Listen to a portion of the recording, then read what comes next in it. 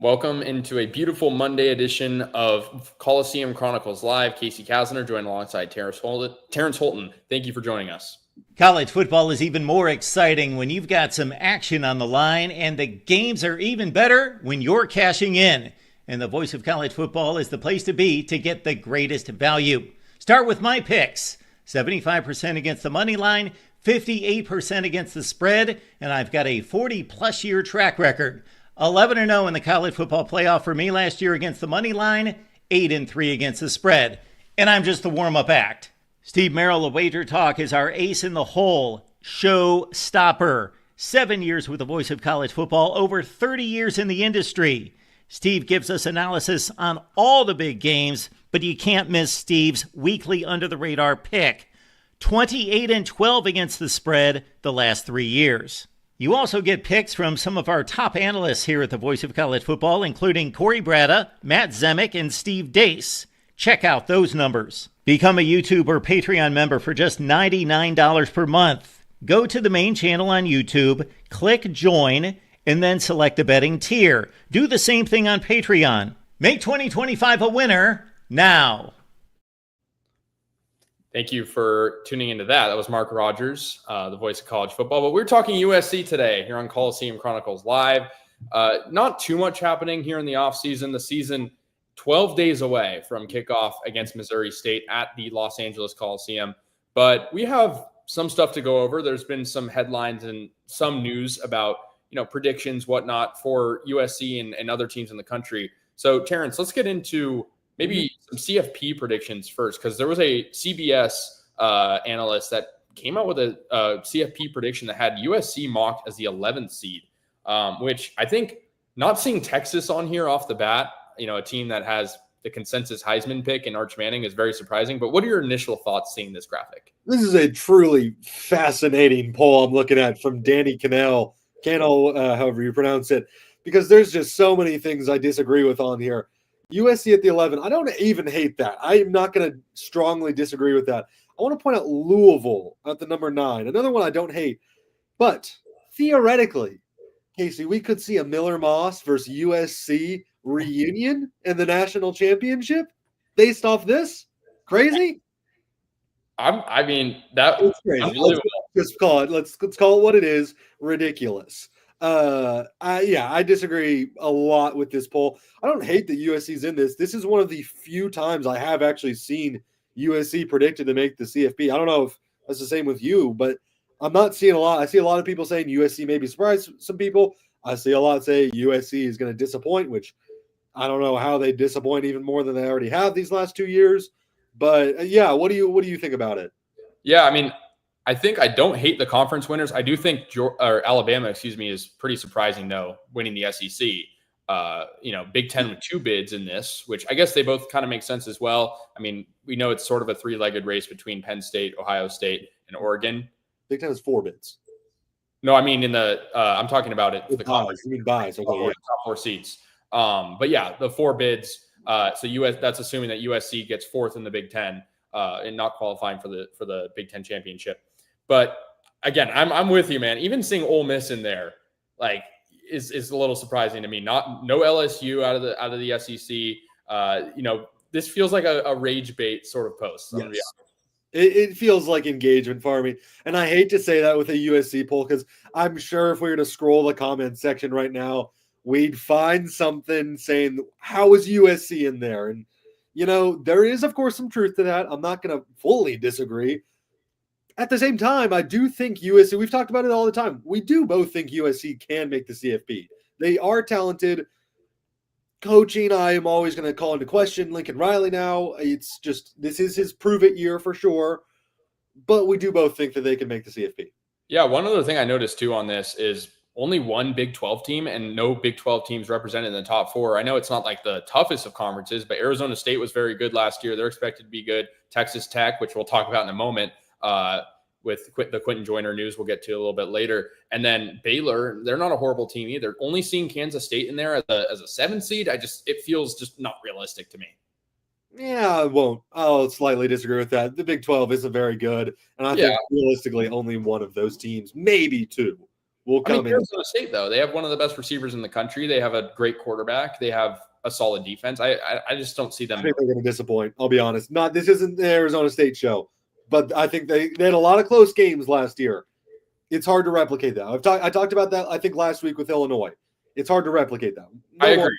And they don't have Cam Scatterby. Exactly. So I do agree with you on that regard. I just think looking at their schedule, my internship, I worked with a bunch of Sun Devils, and we talked about it a lot. Their schedule is not very hard. They do have a tough SEC matchup. Is it Texas they're playing early on, week 1? They're playing an SEC team early. Mississippi State. Okay, maybe I got it wrong. I don't know. They have a few tough games, though, and it's not a terrible schedule across the board. But should we move into our next sort of graphic to look at? The Athletic did a top 30 teams in college football. So sort of like an AP poll, but I think it was more sort of looking at the season at large, what it could be the whole season. And before we get into this, we want to thank our guy, Chris, for the $5 dono. Followed us from Friday to Monday. This is when by the way, we should make an official announcement. We are finally on a regular time. No more 10 a.m.s on a Friday. We were both done with our summer internships. We're moving into the school year. We're going to be doing, going forward, we're 6 p.m. today, 7 p.m. going forward, Monday evenings, Monday nights. Excited to be back at a normal time. But Chris has followed us, one of our favorites. We love Chris. Number one fan. 100%. We appreciate you, man. So looking at this graphic, and what I was sort of trying to get at earlier is I don't think this is like a week 1 ranking. I think this is for the whole season. Yeah, preseason. So, I mean, Clemson at number 2, it's a little bit maybe of they're a great team. They'll be in the CFP, but still number 2 is a little surprising maybe for me above Texas. Mm-hmm. Penn State's number 1. I mean, you can argue against it. It's tough to argue against it. One of the best backfields in the country, if not the best, one of the best defenses in the country. Drew Aller, who love him or hate him, he's going to be a top, 5-10 pick in the NFL draft. So, what are your thoughts on this? I mean, you and I talked before the show. The back half has a few weird picks, I feel like. Look, I just think call me biased. I think it is crazy not to put USC in the top 30. And I've seen lots of polls and media guys with USC in their top 30 teams. Now we don't have this up where USC is because it's obviously a paywall by the Athletic and we can't show that on here. But this part of the Instagram, of course, we can. It is ridiculous that USC is not a top 30 team. I think talent-wise, they are just as good, if not better than last year. Definitely better than that. I'll say definitely better, especially on that defensive side. Offensively, I think they got a lot better. I think the skill position guys, Jacoby Lane, Mekhi Lemon, which we're going to talk about them in a second too, also being snubbed on something. I think Mayava is probably going to get better, although we have heard parts from training camp that him and Longstreet may be in a quarterback battle for the whole season. That's the various buzz we've heard from camp, and that's another thing we can get into in a sec. But I think it's disrespectful not to have USC in the top 30. Yeah, because we saw a lot of, I think even CBS had, their own poll of teams beyond 25, and USC was mocked at 26. A lot of them after the top 25, and you can take the AP poll with a grain of salt. Of course, USC wasn't in it, but they were off by. I'm sure they got votes. Is what I'm saying. Yeah, no, they did. Were they the 4th most or 3rd most receiving votes team? I forget. It was high up there though, which is a top 10 team in that circumstance. I mean, we look at the back half here. Auburn, a team that's at a low point. Even Iowa, unproven team. Mark Gronowski at QB, just don't know what you're going to get out of him. You even go on a little bit further. Indiana, Mendoza's a good QB, but I don't know if you can put him at 17. It's pretty high to me. Texas A&M, I just don't know how they're going to rebound after last year. Some of them I do sort of agree with. Like I don't hate like Texas Tech at 24. But I mean, Michigan at 14. And then, I mean, you disagreed with Arizona State earlier. They're at 8. So, I think that's really high too. Yeah. I think USC, controversial. I think USC is just as good, if not better than, I'm just looking at, I think at least 4 to 5 of these teams. I don't think Oklahoma's all that good. I think Texas Tech might disappoint a little bit. I think Louisville is fine. I think Oklahoma, they're definitely going to disappoint. I think they're just as good as Baylor. I think they're better than Auburn. I think Michigan should be lower. I think USC, and I'm coming off super biased this time, but I think they are better than a lot of those guys. I mean, even Florida, like, Yeah. they're a team that you just don't know what you're getting. I mean, if they're coached horribly like they've been, then you don't really know what to expect. I think some of the top picks here are sort of obvious, but again, I mean, if you want to read the whole thing, you can subscribe to The Athletic and pay money to that to read it. But yeah, I mean, those are sort of the recent polls and consensus stuff. It feels like USC to a lot of people is sort of on the brink. Like, you just don't know like what you're necessarily going to get. We know because we're around it, but I think people who don't know USC sort of just kind of put them into the limelight a little bit, just because it's not a team that maybe has the flashy players of a couple of years ago. What are your sort of thoughts on USC becoming more of like an underrated team in the context of college football when like 2 years ago they had Caleb Williams? Well, we talked about it a little bit last week, and I think it's not where the program wants to be. USC, where they should be, is a program that is nationally always talked about as one of the front runners, or at least a contender to play for a conference championship at a minimum. I don't even think they're being talked about that right now, really, other than like a dark horse. And, the top of the conference is really good. Obviously, you have your Penn States, your Ohio States. Even I'll throw in Oregon there. Maybe not Michigan. I'm not going to do that. But I think USC not being in that conversation consistently, that's not a good thing. Different thing I want to bring up, though, because you talked about the flashy players of USC and stuff like that. Today, preseason All-American teams came out. 0 USC players. Now, there is only a couple where I think could have qualified, and that's your Mekhi Lemon, Kamari Ramsey, Jacoby Lane, Eric Gentry. Is that fair to say those 4? Because I think the rest, though great players like, Anthony Lucas, I don't think a lot of those guys would really be in like the media, to say the least. If that makes that sort of makes sense. I think, honestly, you're going to hate me for this, but I think Caden Chittenden, honestly, like, he seems like a really good kicker. Like, I would maybe throw him in there. But even though, kicker sort of, you don't know what you're getting out of a young kicker like that. But I tend to agree. I'm trying to just think off the top of my head, like, who really is getting those eyeballs. And I mean, Kamari Ramsey's the obvious pick. Gentry. The receivers, we know they haven't gotten a lot of love. We talked about the Blitnikoff last week, I believe, or 2 weeks ago. And USC was snubbed there again. I mean, I don't even know. I think Lake McCree could be a candidate, dare I say. His blocking ability, if he can stay healthy. I'm going to disagree with that. I love Lake. He's a very consistent player. He's not an All-American. I mean, but before he got injured last year, he was one of the best tight ends in the country through the first 3 weeks or so. I mean, I don't think I could. Come on. Let's be honest for a second. Lake McCree's good. I don't know what you're talking about. He's good. He's not. I wouldn't say he's one of the best tight ends through the first 3 weeks. He was, though. I mean, that LSU game, he was great. And obviously there was a few bye games in there that I don't know if you really count, but he was still having a very solid, he was USC's leading receiver. Solid. There's a key word there. Very solid. But we're talking tight end position. We're not talking wide receiver where you're expected to get the Jeremiah Smith number. Look, he was good through the first 2, obviously. Utah State and LSU, very good. And then he's just, I guess the first 2 weeks, sure, he was playing great. But, in comparison to your Tyler Warren, your Harold Fannin, I don't know about that. I mean, I see what you're saying, but like he got injured in that Michigan game, and then after that, it went down. Like, he got a really bad concussion, right? Or was it a knee injury? Mekhi Lemon got the concussion. There was some. Yes. Mekhi Lemon got the concussion. I think it was a knee thing for McCree. It was a very scary injury, something that could end your career. So he wasn't going to be the same after that. But I mean, 81 yards against Utah State. 56, though, against LSU. I think he was one of the leading receivers in that game.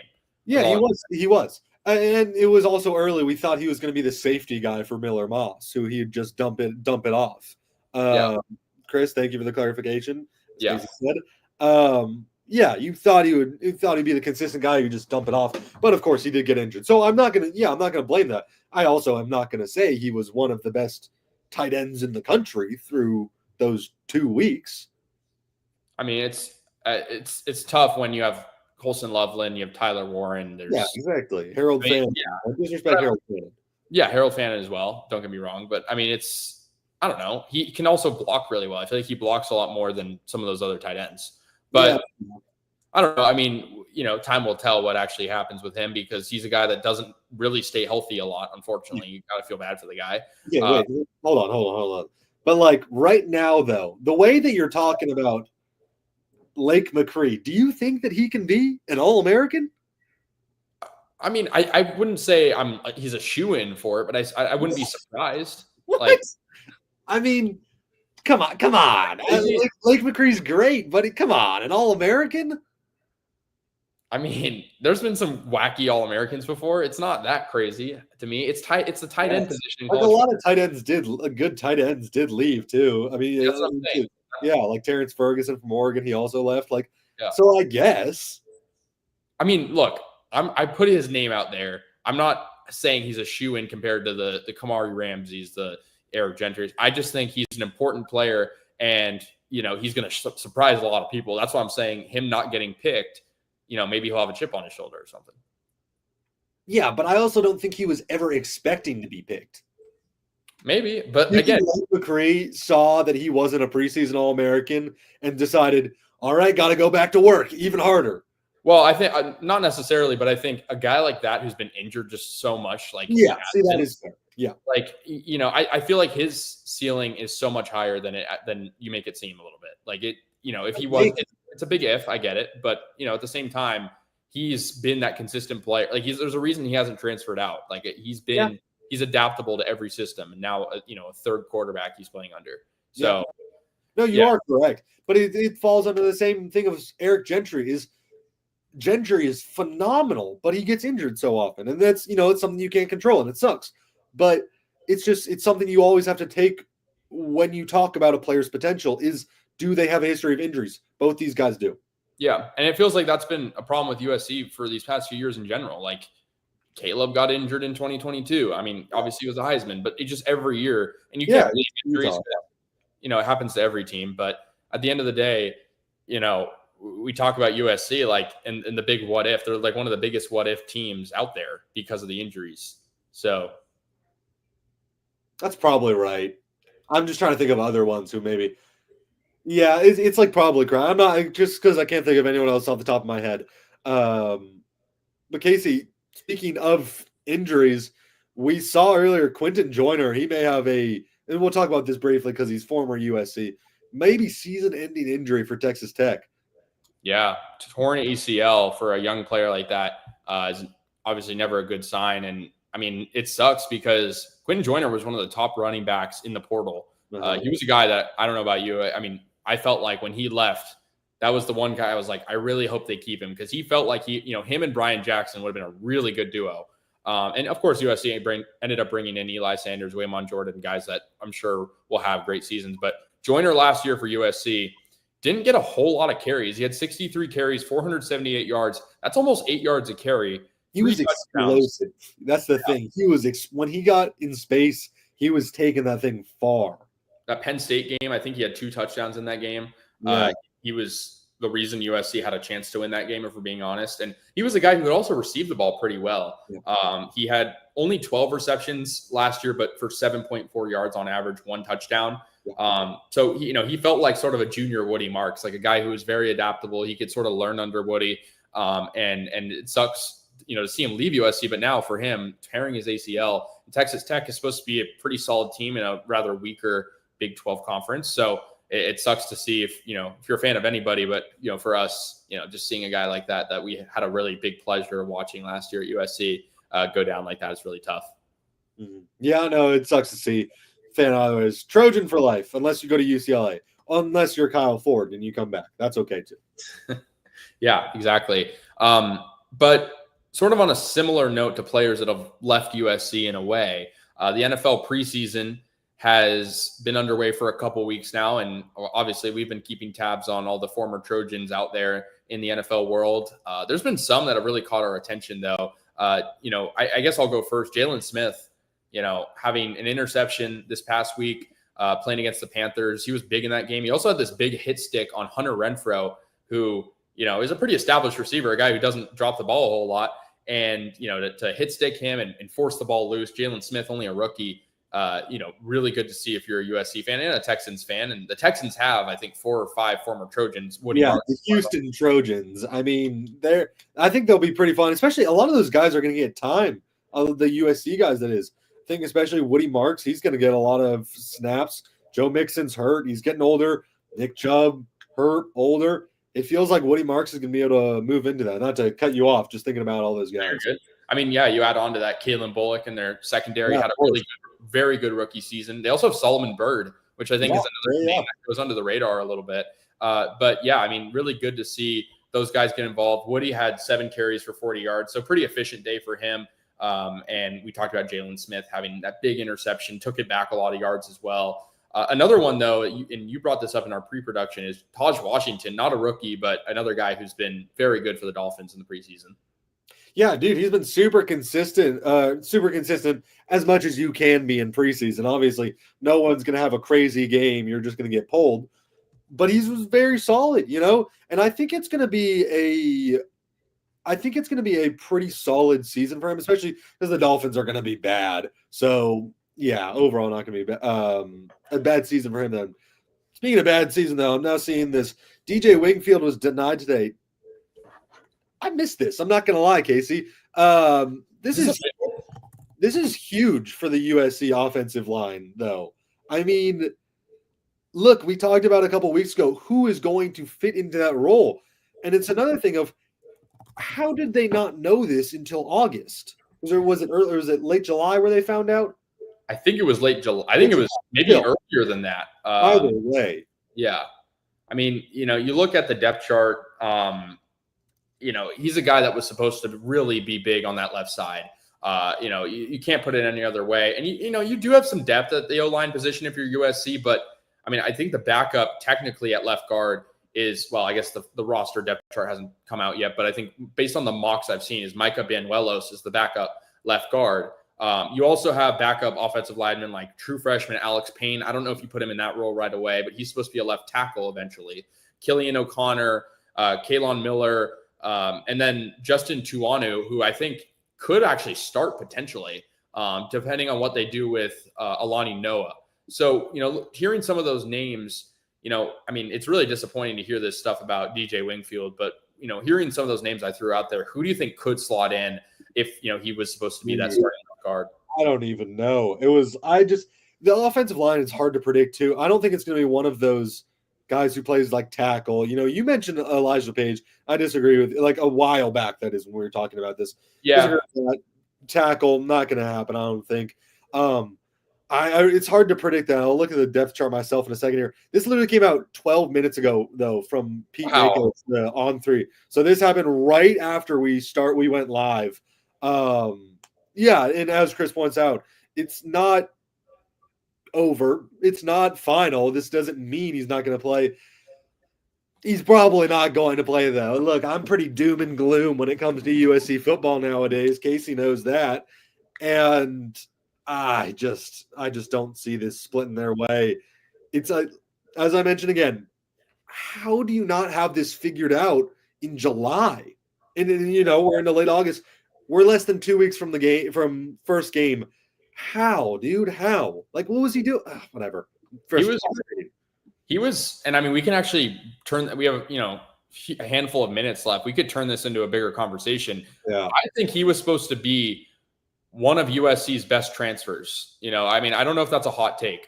There's, a handful of guys, Strawn, Williams, Wingfield. I think John Ray Reed obviously is one of the biggest ones because he's a center.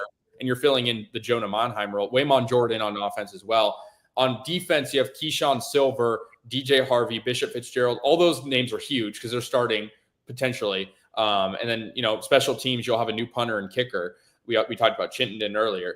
But I think Wingfield, at least on the offensive side of the ball, was supposed to be one of the biggest impact newcomers. And I know it's hard to compare offensive line and like skill positions and even defense, but thinking about how bad USC's O-line was last year, especially in like that Michigan game, like it feels like this is a big dagger to the heart, knowing that the depth has been changed so much for the worse. Yeah, look, the offensive line is the backbone of an offense. it's really hard to just fill guys in and out. And obviously, that's it's what you're doing with the transfer portal.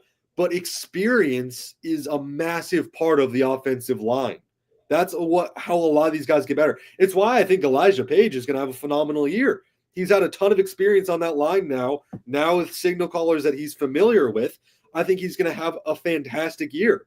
And Chris puts out a great point here. Diego Pavia getting another year for the same reason is very confusing. And I don't know how it was filed, how all these sort of things, how the lawsuits, how they got settled or whatever. But I don't understand how a guy like Wingfield can't get another year and Pavia can. Maybe it's a name thing. Maybe it's something else. I don't know, though. It's something that it's something we can't really figure out. Yeah, I mean, I don't know if we'll ever know that. Yeah, that is confusing. It feels like there's a lot of inconsistency. I mean, he is in the SEC. I don't know if that has anything to do with it, but you talked about a little SEC bias in the courts. Yeah, maybe the Supreme Court. One thing you brought up, though, that I think is very, very true, actually, is, the experience on the O-line. You look at USC's starting O-line or projected starting O-line. Jayonre Reed, very experienced at center, played there at Syracuse, protecting McCord last year. Like you mentioned, Elijah Page on the left side, who I think is going into year 3 now after a full year last year. He redshirted his first year, but, his third year in college.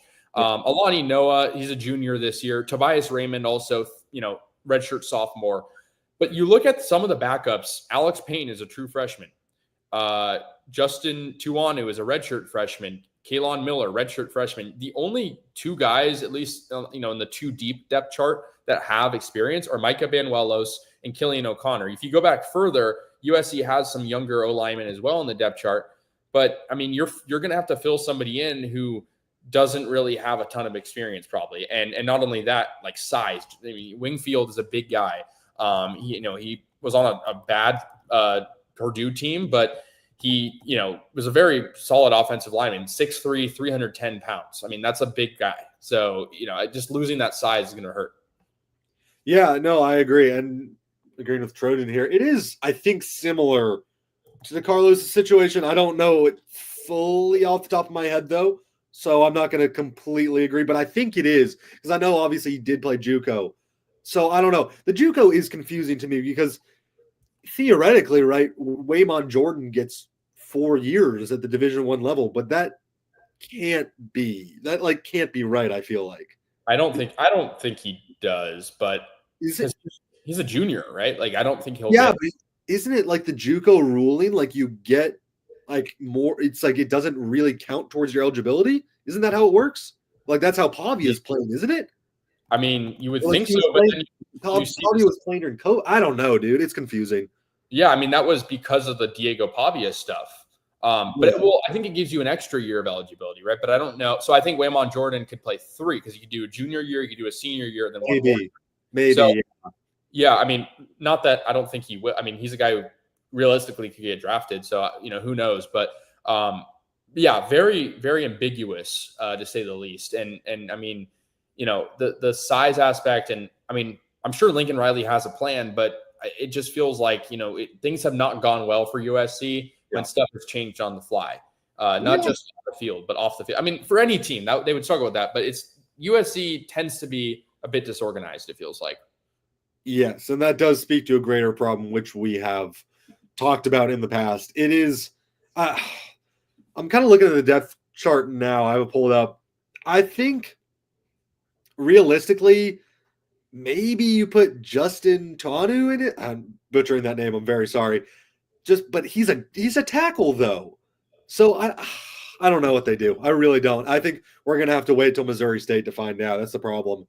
Yeah, and I mean, at least you have a couple games to move some stuff around, but you're not really facing off against a good pass rush for a few weeks. These guys aren't going to be super battle tested.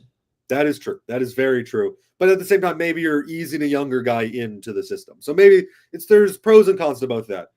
Yeah, that's also. Yep. Mountaineers, go them. But yeah, Trojan. I'm just I'm reading this on the fly, so that's a bad response. But yeah, it's just we've talked about this. I think we talked about this when this originally came out. It just kind of feels weird the whole situation that it came out this late. It feels like something that you learn in April or March or sometime early when he transfers that he's not eligible. So it's strange that he's just now learning. He learned in midsummer that he may not be eligible. So that's, I don't know. It's interesting to me. It's a lose-lose situation. Like there's nothing USC can get to do. They can't really do anything about it. That's the hard part. I mean, the transfer window's closed. It's sort of just one of those things. What's that? I've seen people transferring and committing various places. I don't know how closed it is. I don't know. I mean, I believe that it closes, but you can still commit and then you're not eligible. I don't know. I mean, it's very confusing. I don't know. It's ridiculous. Before we wrap up, since I did sort of raise this question a little bit, who is in your mind? I mean, obviously we exclude Wingfield now. The biggest transfer in your opinion for USC? Yeah. You can do one offense, one defense if you want as well. One offense, one defense. Offensively, it's definitely got to be John Reed. I like the center is second most important position on the offense, 100%. They're calling out the coverages. They're calling out everything. I'd say definitely John Reed on offense. Defense a little tougher because there's a lot more, obviously. Probably DJ Harvey and maybe one of the D tackles, Silver or Jarrett. I'd say DJ Harvey, though. That's an experienced defensive back. Played obviously a little bit Virginia Tech. Definitely a lot better at San Jose State, though. Shout out your Bay Area.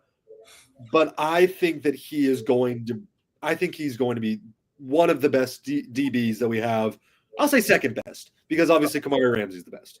Yeah, I'm going to go. I mean, I think you made a good point with Reed. I think he is the biggest, but I think Waymon Jordan is a close second just because of what USC's been able to do with the run game when they've actually implemented it. So I think, we've seen some really good transfer tailbacks for USC. Woody Marks, Marshawn Lloyd these past few years, just to name a couple.